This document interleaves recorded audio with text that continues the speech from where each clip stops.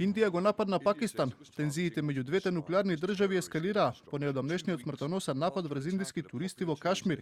Индиските вооружени сили истрелале десетици ракети кон неколку локации во Пакистан и спорниот регион Џаму и Кашмир, кој е под контрола на Исламабад.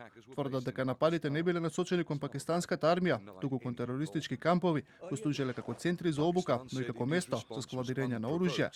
Преку 30 лица се убиени, а околу 50 се ранети во нападите меѓу Индија и Пакистан до заедничката граница во спорниот Хималајски регион. Разузнавањето и надзорот на терористичките модули со седиште во Пакистан покажа дека престојат нови напади врз Индија, поради што беше неопходно да се преземат превентивни напади. Пакистанскиот премиер Шехбаз Шериф ја обвини Индија дека почнала војна и порача дека Пакистан има право да се одбрани. Армијата веќе добила наредба да возврати на воздушните напади, а пакистанската влада тврди дека цел на напад биле цивилни и верски објекти, а не кампови каде се криеле терористи.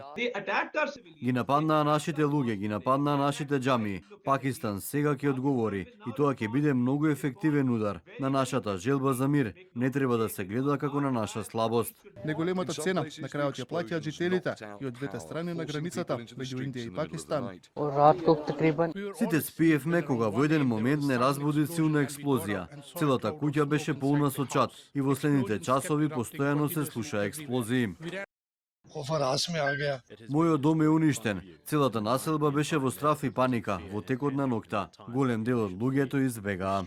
Од Обединетите нации побараа смирување на ситуацијата и предупредуваат дека светот не може да се дозволи војна меѓу две држави кои поседуваат нуклеарно оружје.